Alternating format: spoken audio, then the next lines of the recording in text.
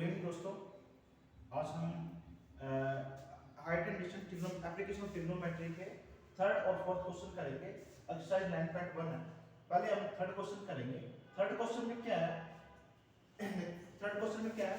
A contractor plan to install two slide for the children to play in a park. एक contractor एक slide बनाएगा उस किस हिसाब से उसमें चिल्ड्रन पार्क में वो चिल्ड्रन क्या करेंगे? प्ले करेंगे for the children below the age of 5 year. जो 5 साल से नीचे है, she prefer to have a slide whose top height is 1.5, जिसकी टॉप की हाइट कितनी है? 1.5 और एंगल इंक्लाइन कितना है? एंगल 30 डिग्री है टू द ग्राउंड के साथ में। और where the for the children she want to have steep slide. अब बॉय अल्टर चिल्ड्रन के लिए यानी कि 5 साल से ऊपर है, उनके लिए जो स्ट्रिप की स्लाइड है वो हाइट कितनी है? 3 मीटर है और इंक्लाइन एंगल कितना? वो 60 मीटर ग्राउंड के साथ में है। What should be the length of the slide in each case? देखो इस केस में क्या कहेंगे? देखना, एक कॉन्ट्रैक्टर है वो स्लाइड बनाएगा चिल्ड्रन के लिए। दो टाइप के चिल्ड्रन है, एक तो 5 साल से छोटे हैं, 5 ईयर से स्मॉल है, और एक एल्डर है। एल्डर के लिए बनाएगा यानी कि जो 5 साल से ऊपर है, यानी कि जो 5 ईयर से अबव है, ठीक है, इन एल्डर के लिए।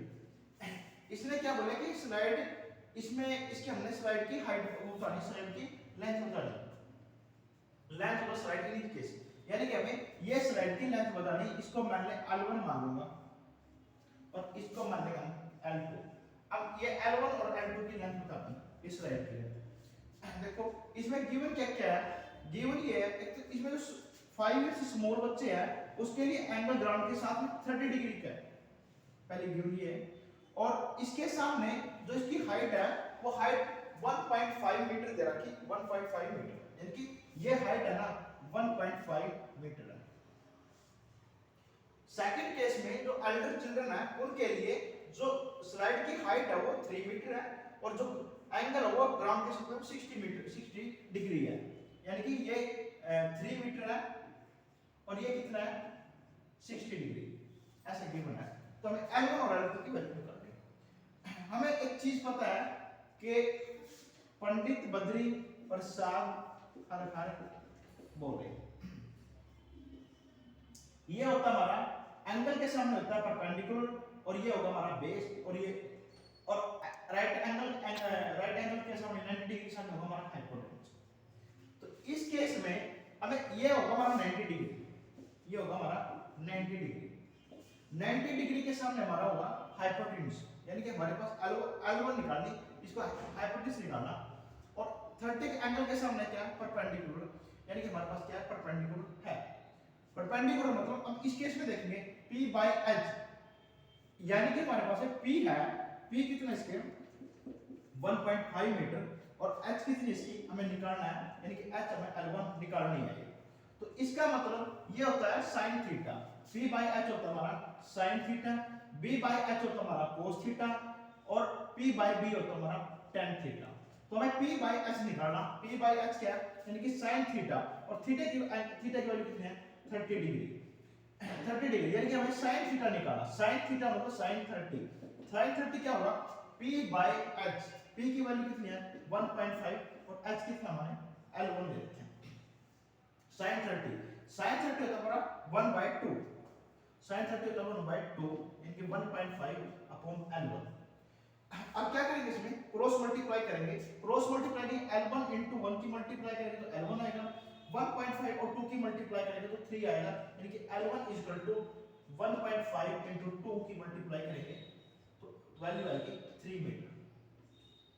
3 मीटर ये हमारी इसकी स्लाइड है जो 5 साल से इसकी लेंथ है जो 5 साल से नीचे है। अब निकालना हमने 5 साल से ऊपर है। सेम टू सेम इसमें करेंगे।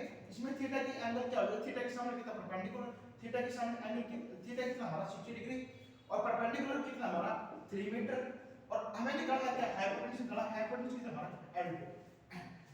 तो हमें सेम टू सेम निकालेंगे P by H, यानी कि sin 60 sin 60 is equal to p by h। p की वैल्यू कितनी है 3 और h की कितनी है L2।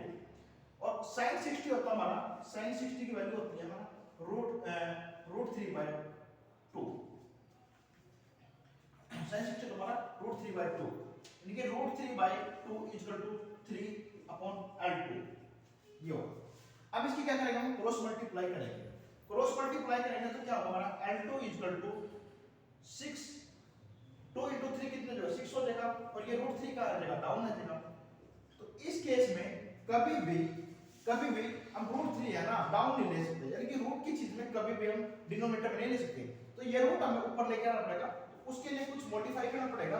तो मॉडिफाई क्या करेंगे, रूट 3 से ऊपर नीचे मल्टीप्लाई कर लेना, रूट 3 से ऊपर मल्टीप्लाई करना, रूट 3 अपनी तरफ से करना। इसमें ऐसा करने से हम कोई चेंज नहीं लेके आए, क्योंकि रूट 3 कैंसिल आउट करके वैल्यू में 1, उसमें कोई चेंज नहीं किया। तो रूट 3 कितना होता है हमारा, रूट 3 हमारा 3 होता है, और ये हो जाएगा हमारा 6 रूट 3 अपॉन 3। 3 को 6 से काटेंगे तो क्या बचेगा 2 बचेगा, यानी कि रिजल्ट आएगा हमारा 2 रूट 3। ये हमारी L2 की वैल्यू आएगी, और ये हमारी L1 की वैल्यू है।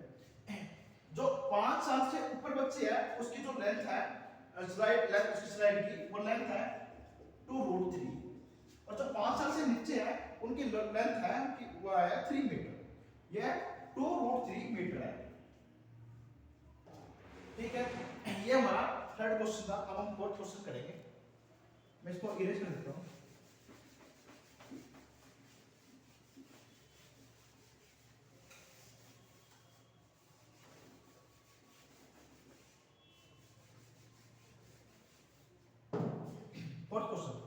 फोर्थ क्वेश्चन में क्या है, the angle of elevation of top of tower from a point on the ground which is 30 metre away from the foot of the tower is 30 degree, find the height of tower. देखो given क्या है, ये कोई tower है किसी ground के ऊपर है, कोई टावर ग्राउंड के ऊपर है।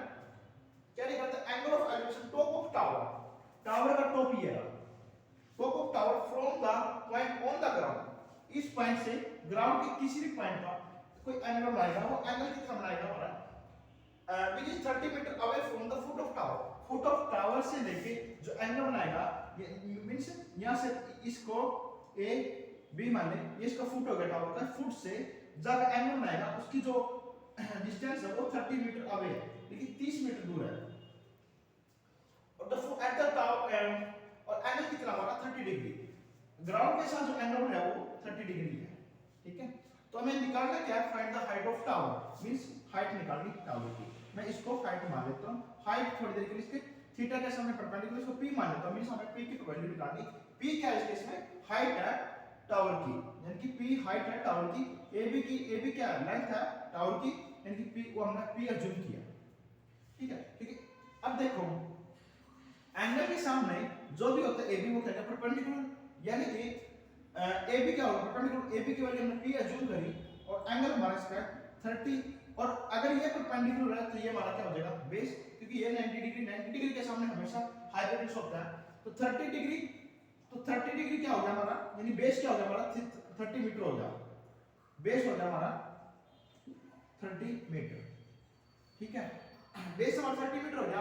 अब देखो इसमें कंपैरिजन करो, हमें निकालना क्या है परपेंडिकुलर, मींस हाइट निकालनी, और हमारे पास गिवन क्या है बेस है, यानी कि p by b, p by b क्या होता है हमारा tan थीटा, और थीटा की वैल्यू क्या है 30 degree, tan theta tan 30 degree is equal to p by b। p कितना हमारा, p को हम p मानेंगे, और बेस कितना हमारा 30, tan 30 की वैल्यू होती है 1/√3, 1/√3 is equal to p by 30। अब क्या करेंगे इसको, हम क्या करेंगे क्रॉस मल्टीप्लाई करेंगे, क्रॉस मल्टीप्लाई करेंगे कितना आएगा हमारा 30/√3 इक्वल टू p आएगा।